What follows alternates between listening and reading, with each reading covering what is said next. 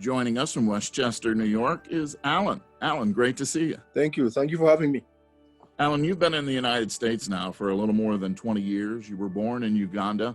Your mother came over here first, and then she brought you over. Tell us a little bit about that experience. What was the first memory that you had about coming to America? Yeah, the first memory was the excitement. I was really excited because it was like a dream come true. We've been like trying so long to come here, and the process is really not easy. The paperwork, all the stuff, but it was a tough situation. But as soon as I met here, I was really excited and very happy. You didn't get an opportunity to ever meet your father. Tell us about what happened to him. I just heard the story was killed. The president during the regime of Idi Amin Dada. That he was like exiled. He disappeared. We didn't even get hit his body back. What kind of memories has she, presented to you about your dad? My mom didn't spend with my dad that long because also I was not raised by my mom. I was raised by my grandparents. So my mom, she has no like a lot of memories about my dad. I got my story from most of my story from my grandmom's side, my dad's side. How did that impact you when you were headed to America as a young man in your 20s and never had the opportunity to meet your father? It didn't impact me that much because I was raised by the tough grandma. It didn't take, it was a good big on discipline. So that helped me like develop my character, my personality, and all that good stuff. Do you remember the first time that you actually thought about coming to America? Since I was told that my mom was in this country. What was she saying to you about what it was like in America? Yeah, we used to write letters, through letters. But she told me, because we used to see videos, films, go to cinemas, and you see America, it's beautiful. Everybody wants to come here. Did she kind of like light that fire for you that you wanted to come then? Yeah, she knew I wanted to come because, of course, here was a better life, education-wise. And the standard of living was much better compared to the one I was having there. So now here in the U.S., you're a fitness instructor, you're a soccer coach, you played Division I soccer at Marist. You could have probably went pro if you went directly to Europe, but you came to the United States. And now with your job, tell us about the kind of work as a fitness instructor. Tell us a little bit about what you do. What I do is more, I build rapport with my clients, one-on-one training compared to what goals they have. Some of them with diet, exercising, fitness. Some of them want to lose weight. Some of them just want to prepare for like a wedding, have a wedding coming up. Some of them, I do like a lot of diverse demographic. Some of them are old. They just want to keep up with the physical activity with their grandsons. So depending on the goals, that's what I provide for. And I'm a certified trainer as well. So I said all this stuff. I use myself as a guinea pig. So basically, all the information I'm giving them is all from the heart.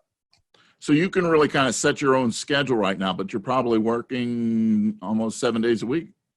Absolutely, yeah. That's what I'm doing, yep.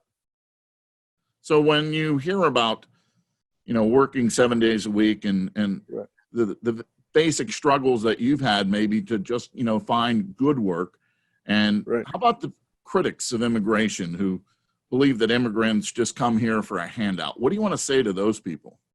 I don't think that's true and that's right, because when I did start as a trainer as well, I was started as a dishwasher when I just came to this country. I was going to college and I was a dishwasher. And from my beginnings, what I was told, everything you do, you gotta do your best. And I was proud in that. I was the best dishwasher in that hospital, like when I worked. So everything from there, everything I go, like I try to go extra mile. Like I just wanna do a good job. Everything I wanna do, give it 100%. It wasn't easy for you. You actually were homeless for a time and you had to sleep in your car. Tell us about that. I did that when I was, I had a job at FedEx. I was the manager, like I was the manager of FedEx. But the standard of living, the job, life balance was not enabling me to be successful. I was stressed out. The income was not that good. So I had to find a job in another job. Took me over where I had my internship after college. It was an account job at Carter's Corporation. So I had connection there. So they told me to come back. So during that commute from Brooklyn to Connecticut in Danbury was tough. So I had to take my stuff with pack my stuff, and then I'll go back Friday, you know, because the commute was tough. So I would sleep in my car by ShopRite for like a month, until I settled. Then I had to move close to where Carter's Corporation was. Allan, if you look back at, you know, coming from Uganda in your mid-20s and having to go through something like being homeless, but being able to get an education, and now being a fitness instructor and a soccer coach, what has been the best thing to happen to you since coming to the U.S.? The better thing is the learning experience. And also, I have a belief that whoever what you think you are, there's always something worse, that there was something having a worse time than you. So I always have a positive mind on my mind. And it's been a good experience, because I was like, if I can go through these times, so what's next? You know, so I'm always looking up for next thing to come ahead of me. What does the word immigrant mean to Allan? Immigrant, I would say maybe you're not born from this country, you're from another country. Do you think the word immigrant has a negative connotation for the people that you've met when you tell them that you're from Uganda, or is it a positive one? I don't think it's as an interpretation. Like, I don't think it's a big. I don't get any feelings if I told them from a different country. They just want to know about me. So I don't think it affects me in any way. Well, do you feel that coming here was truly worthwhile? Has it met your expectations? I think if I've exceeded, I have my education. Most of my family, nobody's got education. I got my education. I started from the bottom. So now, like, I'm still pushing ahead. I'm like, I haven't reached my goals yet, and I'm still pushing ahead. So it's actually my expectation. You're proudly wearing your Marist shirt here for this this interview. What's your best? What do you think college has taught you? Coach taught me friends. Like, I made friends. The education, always, you gotta depend on your education. Like, education, like, is the key. Like, I have my degree in back. Everything goes so I can, you know, education is just, you know, like they say, when you're a kid, you gotta get that education. And I made great friends, which I call them like family right now. I still connect with them through soccer when I play for college. I make with good friends. I call them family, you know. They invite me to their place. I go visit them. Like, that's the only thing I have, you know. Playing Division I soccer was a big deal for you, I know. And as we mentioned, you're quite good at it. Where would you be if you were still in Uganda? I'm not sure, because like people like my age right now, the life expectancy is very low. Well, I mean, I would have passed away. But I believe if I was there, I would have played for a club, then the country club for soccer, one of the national clubs. Have you thought about, you know, just the fact that if you were still there, how life would be? Do you think about that at all? Sometimes it comes in the mind, but I don't think it will be positive. It will be like tough, because, you know, I still communicate with my siblings. I mean, my brothers, sisters, it's tough down there. What do you tell them about America? What do you tell them?